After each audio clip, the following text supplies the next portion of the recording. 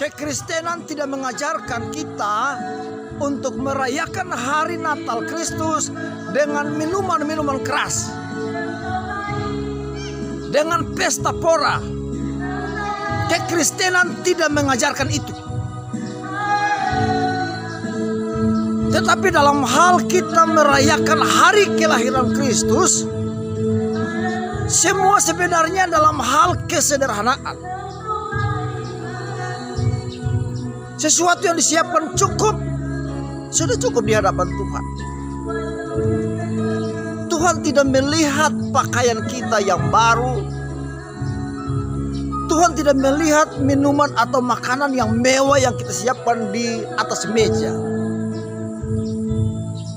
Tetapi Tuhan melihat hati kita, sejauh mana kita bawa kepada Tuhan sebagai bentuk penyembahan. Nah, saudara-saudara yang Tuhan Yesus berkati, biarlah melalui pesan hari ini di tanggal 25 Desember 2021, kita jangan salah bagaimana cara kita merayakan hari kelahiran Kristus. Karena pengalaman belakangan ini yang kami alami ketika kami berjalan, di jalan-jalan banyak orang mabuk. Nah, yang orang mabuk ini ternyata ketika kita telusuri, ini adalah kelompok-kelompok yang merayakan hari kelahiran Kristus. Ini salah, ini mempermalukan Tuhan, mempermalukan kekristenan. Kenapa saya mengatakan demikian? Karena kekristenan tidak mengajarkan hal demikian. Tetapi kekristenan mengajarkan hal yang sederhana. Sesederhana mungkin untuk kita merayakan hari kelahiran Kristus. Hidup kita penuh pujian, hidup kita penuh penyembahan. Kita pertaruhkan, kita tunjukkan kepada dunia dengan cara hidup kita yang sederhana, mengasihi satu antara yang lain. Itu yang kita tunjukkan kepada Tuhan. Bukan kita tunjukkan kepada Tuhan dengan hal-hal yang duniawi. Saudara, biarlah kali ini kita akan berbeda.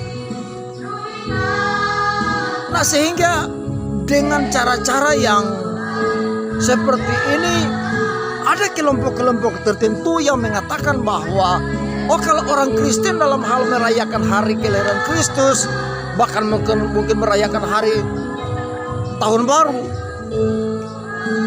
selalu identik dengan mabuk. Nah, saudara, ini mempermalukan karena memang ini bukan ajaran Tuhan. Ini bukan ajaran kekristenan. Alkitab tidak mengajarkan hal demikian.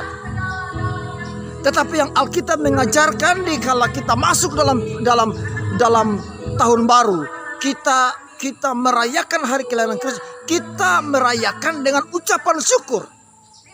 Kita datang kepada Tuhan, kita menyembah Tuhan, dan kita berterima kasih kepada Tuhan di mana Tuhan menyertai kita, Tuhan memberkati kita, karena Allah yang lahir melalui kandungan Sang Maria yang disebut Kristus adalah Dia yang diurapi. Yang disebut Kristus adalah Dialah Immanuel.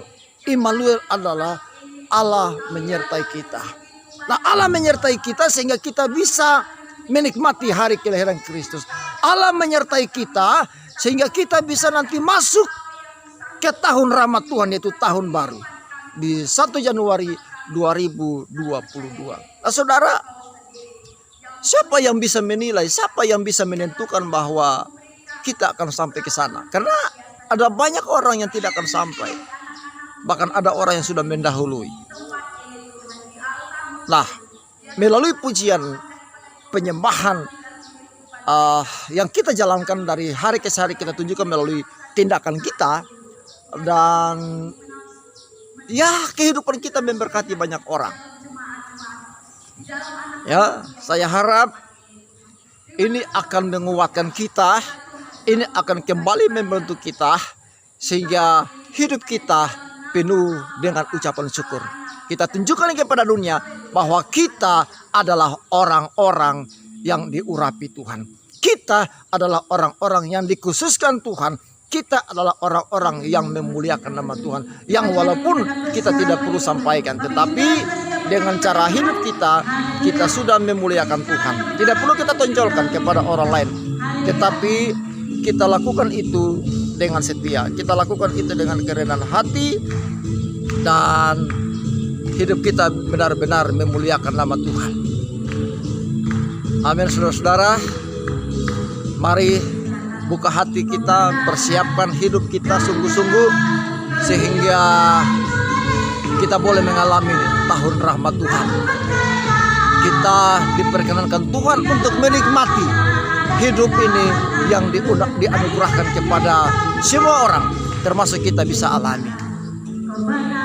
Tuhan Yesus memberkati kita semua, dan atas nama pribadi, keluarga, saya mengucapkan selamat. Kita merayakan hari kelahiran Kristus tanggal 25 Desember 2021, dan selamat kita menyongsong tahun rahmat Tuhan, yaitu tanggal 1 Januari tahun 2022 sebagai tahun baru bagi kita sekalian. Tuhan Yesus memberkati kita sekalian. Shalom.